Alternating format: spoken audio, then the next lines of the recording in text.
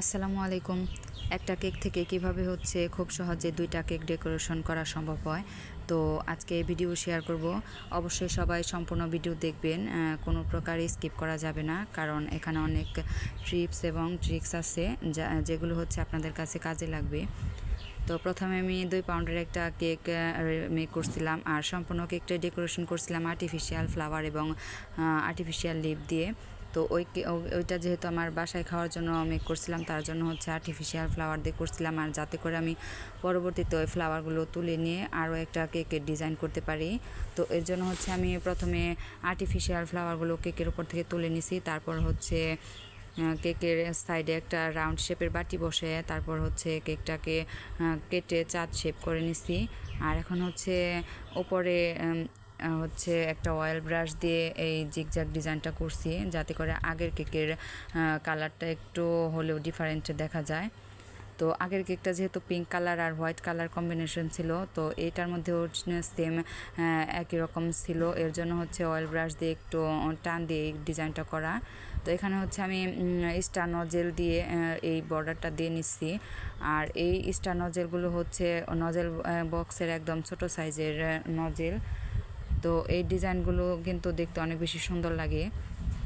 আর এটা যেহেতু আমি বাসায় খাওয়ার জন্য করছিলাম, তাই হচ্ছে কালার কম্বিনেশনের কোনো চিন্তা ছিল না। এর জন্য হচ্ছে আমি হোয়াইট কালার ক্রিমের মধ্যে অল্প পরিমাণে ইয়েলো কালার দিছিলাম।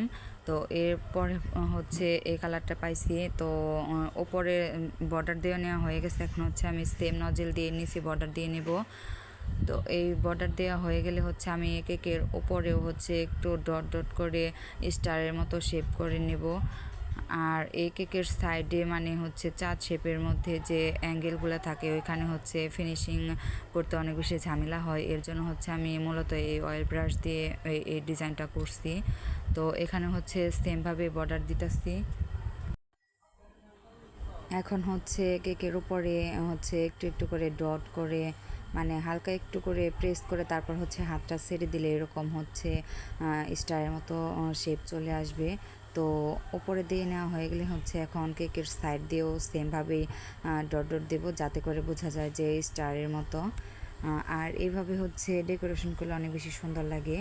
আর আপনাদের কাছে কেমন লাগছে অবশ্যই কিন্তু কমেন্ট করে জানাবেন, এবং কি আমার এই ভিডিওটি যদি ভালো লেগে থাকে তাহলে অবশ্যই লাইক কমেন্ট শেয়ার করতে ভুলবেন না। আর হচ্ছে আমার চ্যানেলটিকে সাবস্ক্রাইব করে অবশ্যই চ্যানেলের সাথে থাকবেন, যাতে করে আমি অন্য কোনো নতুন নতুন ভিডিও আপলোড করার সাথে সাথে আপনাদের নোটিফিকেশনে চলে আসে।